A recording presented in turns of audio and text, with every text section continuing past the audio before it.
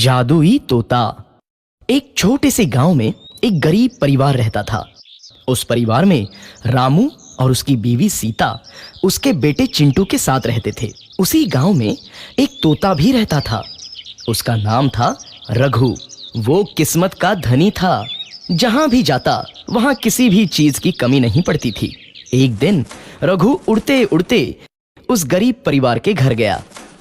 रघु सोचता है, अरे वाह, लगता है यहाँ आज बहुत अच्छा खाना मिलेगा। मैं पेट भर के खाऊंगा। वो एक कटोरी में रखे अमरूद देखता है। अरे वाह, अमरूद, मुझे तो ये बहुत पसंद है। मैं तो इसे पेट भर के खाऊंगा। रघु तोता अमरूद खाने ही लगता है।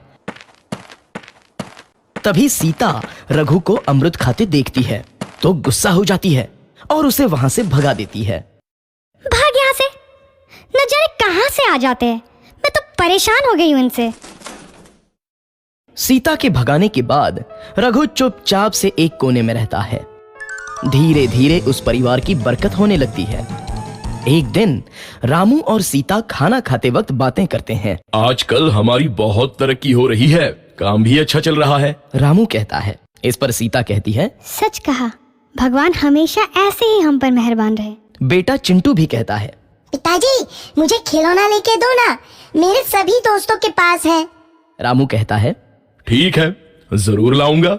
सीता कहती है, कितने खुश है सब, मेरे परिवार को किसी की नजर ना लगे। एक तरफ ऐसी बातें होती हैं तो दूसरी तरफ रसोई में रघु तोता भी अमरूद खाते रहता है। मजा आया, अमरूद खाया, मजा आया, अमरूद खाया, मजा आया। तभी सीता रसोई में आती है और रघु तोते को अमरूद खाते देख बहुत गुस्सा होती है। सीता रघु को बाहर निकालने के लिए पिंजरे में अमरूद रखती है। रघु जब अमरूद खाने लगता है तो पिंजरे का दरवाजा बंद हो जाता है और वो उसमें फंस जाता है। मुझे बाहर निकालो, मैं यहाँ फंस गया हूँ, मुझे बचाओ। अगले दिन सीता पिंजरा उठाकर बाहर दूर उस रघु को छोड़ देती है। रघु के जाते ही उनके घर आई बरकत धीरे धीरे कम हो जाती है। उन्हें बहुत घाटा होता है। सीता कहती है, ये क्या हो रहा है, अचानक इतना कैसे बदल गया? अभी तक तो सब कुछ अच्छा चल रहा था। रामू कहता है, लगता है भगवान हम पर रूठ गए हैं। चिंटू भी कहता है, लगता है अब मुझे खिलौने भी नहीं मिलेंगे। और वो रोने लगता है और बाहर चला जाता है।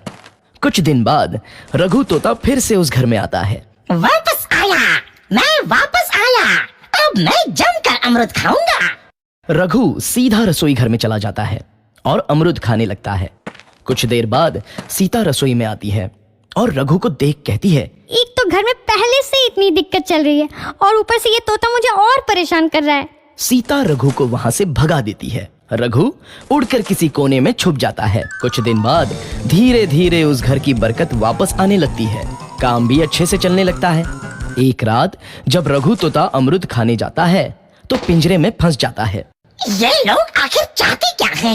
एक तोते को शांति से अमरूद खाने क्यों नहीं देते? मैं कौन सा चोरी कर रहा हूँ? बस अमरूद ही तो खा रहा हूँ। तभी रामू वहां आता है और पिंजरे में रघु तोते को देख उसे बाहर छोड़ देता है। ये तोता भी कितना जिद्दी है, बार बार वापस आ जाता है। जैसे ही रामू रघु को छोड़ देता है, अगले दिन से फिर से उनके घर की बरकत जाने लगती है। काम में घाटा होता है। किसी को समझ नहीं आ रहा था कि ऐसा क्यों हो रहा है। रघु तोता घर आता है तो अचानक बरकत आती है और जब रघु तोता को बाहर निकालते हैं तो बरकत चली जाती है। एक दिन सीता रघु तोते के घर आने और बाहर जाने की स्थिति पर नजर रखती है। ये तोता जब भी घर आता है तो घर में बरकत आती है और जैसे ही ये घर से बाहर जाता है तो उसी के साथ बरकत भी चली जाती है। कहीं ये जादुई तोता तो नहीं है? अगली बार जब ये तोता घर आएगा तो मैं इसे कहीं नहीं जाने दूंगी। सीता रघु का बहुत इंतजार करती है लेकिन रघु तोता दोबारा उस घर में कभी नहीं आता।